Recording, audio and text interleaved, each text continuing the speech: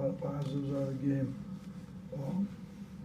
I thought our student section was great. I want to commend them before I even get into the game. But I think the best student section in the SEC.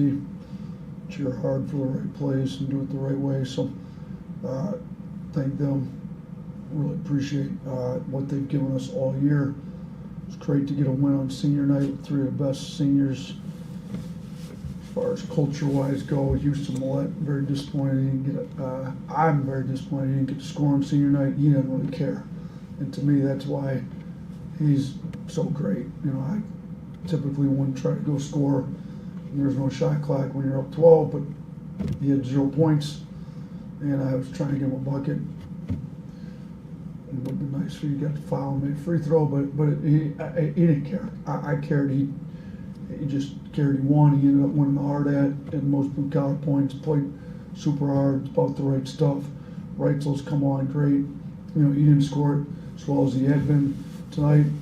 Noah's just been great with his attitude, whatever we need from him. So those three guys get a win on senior night. I couldn't be happier for those three. You know, I thought we did a really good job for the first 25 minutes of the game, building up a 25-point lead, and then, you know, we haven't done a great job closing games out when we've had leads. I told you guys after the game, you know, if you start playing the scoreboard and not finishing games in March, you're going to get sent home early. So great 25 minutes, not a great 15 minutes to close. Fouled them too much, took bad shots, looked like guys were starting to hunt their own points. So I was a little disappointed with the close of the game, but we had the right mentality to come out in the game. Our first half was really good. You know, we held them, they were .91 in the first half. So defense was great. 4 of the last 5 games, we forced double-digit turnovers. It's been a point of emphasis, trying to turn people over. I thought right out of the gate we did a good job of that. You know, on our offensive end, we were 1-4-7 in the first half. They obviously were trying to take away the three-point line. I think we were 11 straight games that hit at least 10 threes in the game. So we didn't get it tonight, but we scored 58 points in the paint. So, you know, and I've said it before, like, you know, people act like, you know, we live and die by the three. That's not it. We play the most efficient basketball we possibly can. Threes are part of it. You get great shooters, you generate the correct threes, and those are great shots. Well, I thought we took some bad ones trying to take threes because they were doing a good job switching, building out, taking us off the line, but we scored 58 points in the paint. So if we'd have made some free throws, we'd have scored 100 on them. We ended up still scoring 75 points at the line and in the paint combined, which is a lot of points. So, you know, we're able to score the ball when teams take away the three by playing an efficient style of basketball. And so, you know, we also did a pretty good job on the old boards. You look at second chance points and points off turnovers, which we just lost in a drastic fashion in our loss at Georgia. You know, we're +7 on points off turnovers and +16 in second chance points. So +23 in those two stats, and that was about what we were on the wrong end against Georgia. So I thought we came in, flipped some of the stuff that we had issues with in the loss at Georgia.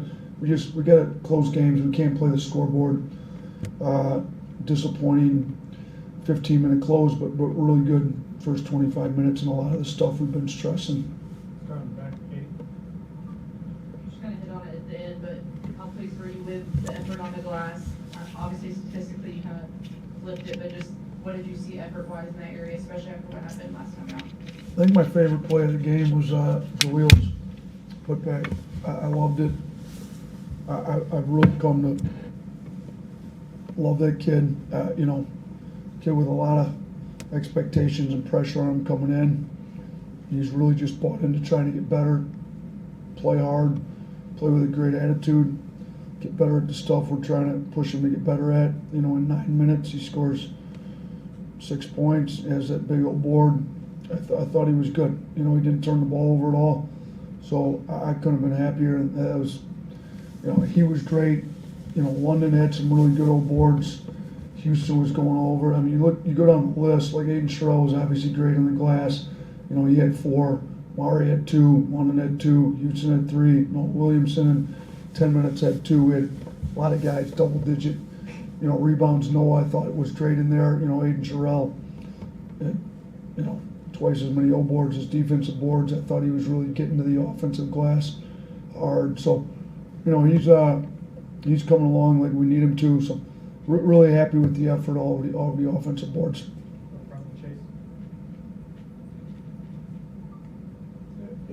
You commented in the intro about Auburn's defense trying to take the 3 ball away. Seemed like penetration was there for y'all all night. Did they make some adjustments defensively, or did they pretty much stick with keeping you off the line?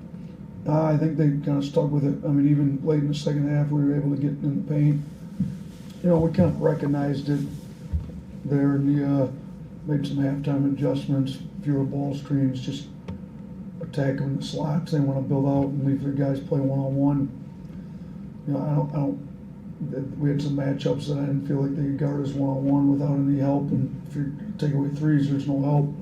So we went to more of that. Mari got in the slot, attacked the rim early. Thought Holloway did, fine line a little bit. Like, we had some guys that got downhill and made some plays at the rim, and I thought they did a pretty good job. How important was it for you guys moving forward for Amari to kind of get back to the performance he had after the season? Huge. We needed him playing like this, and really, you look at all of our guys that scored points. I mean, Barron and Biz hit 5 threes between them, but we only had 7 threes. Jaleel hit the 1, London hit the 1 late. For Amari to score 16 points and only take 1 3, I thought we needed him to get aggressive. 2 boards, 16-5, only had the 1 turnover. I thought he was really good. We need him playing super hard, aggressive like he was tonight for us. Charlie. You guys clinched the number 2 seed next week with a win. Just how big is that for you guys? Yeah, I think it's big. Obviously, the better your seed gets, the more it's lined up for you to win with, days off, time of games, all that. So, I looked at the bracket quick before I walked in. So I think it's Ole Miss and Texas on Wednesday. Texas obviously beat us the only time we played them. Then it's the winner of that against Georgia. Georgia's beating us, so unless an upset happens, we'll be playing somebody that we're 0-1 against. Unless Ole Miss can pull off 2 upsets. So our guys are going to have to get locked in, ready to go. So, it is nice that they'll, if we see Texas, they'll play back-to-back nights before they play us. If we see Georgia, they'll at least have to play one night before they play us. But they're both good, and we didn't look good against either one of them. So we're going to have to fix what was wrong in those games. Obviously, Georgia one just happened. A lot of turnovers, points off turnovers. Didn't do a great job on the glass. Texas, it's been a while since we played them. We'll have to get back to that one. But the fact that we do get the bye, too, and I think we've had that bye all the way to Friday. Every year I've been here, outside of the first year when they didn't have the tournament, I think except like year 3, we didn't have it either. So I think, what is this, year 7? So out of the last 6, we've had it 4 or 5 out of 6. Yeah, we've had it 5 out of 6 years. So it's a lot better to have it than to not have it. So it's great that we're the 2 seed. Just based off that, kind of, what does the prep kind of look like over the next few days against those teams? Yeah, off tomorrow. They'll get in, do some rehab with Clark, but nothing required as far as basketball stuff goes. Monday we'll get in. It'll really just be more about us and what we need to clean up in this game. And defensively, we fouled too much late, but we'll watch the film. We'll also figure out what we're not doing a great job of that Georgia and Texas expose and really make it about us. I think Tuesday we'll look at probably a scout on, a little bit, not go full dive into it. We're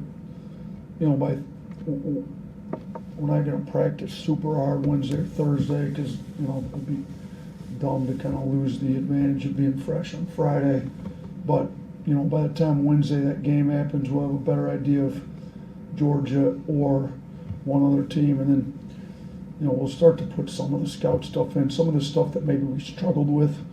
You know, you could put in as walk through stuff on like Wednesday, Thursday, but Monday, Tuesday is going to be all about us and being smart, you know, staying fresh, working on what we need to work on without getting the guys too tired, because, you know, we're going in and trying to win this thing. Obviously, Florida's playing great basketball. They'll probably move themselves up to a 1 seed based on what happened in college basketball today. They deserve to get moved up to a 1 seed, in my opinion. But, you know, we didn't play well at all against them. They've been playing. I saw a lot of the first half today. They looked great. And then Kentucky cut it. I saw it was pretty close late. You know, I'll have to, if I got time, you know, maybe look at the second half. But we're going to mainly focus on us.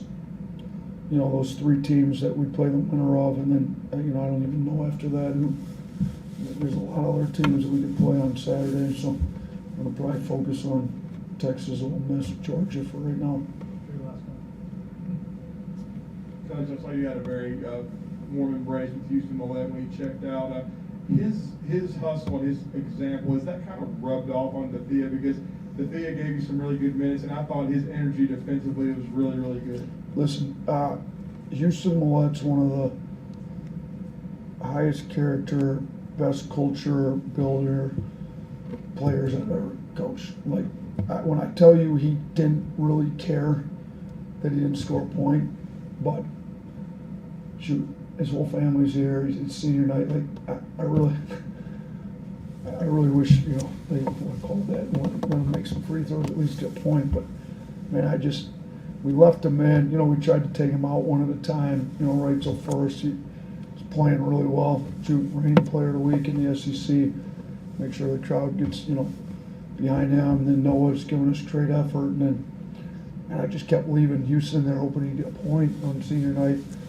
Finally, like, then the refs didn't call the foul there on the one, and we got to get him out for the crowd to acknowledge him. So, yeah, I love him. I mean, he's great.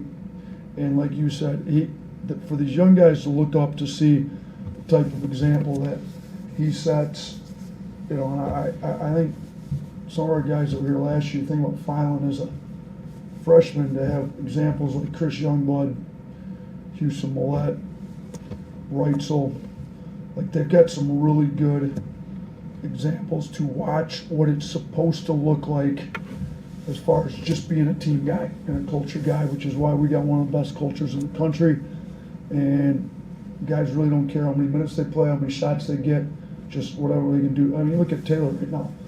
Taylor's a lot more talent than probably his production shown, but he went through a lot of injuries, got out of shape. He's coming back. I mean, it's hard not to have a great attitude and do things the right way when you've got guys like Houston, you know, CY, Trelly in the program, exemplifying what it looks like to do the right thing.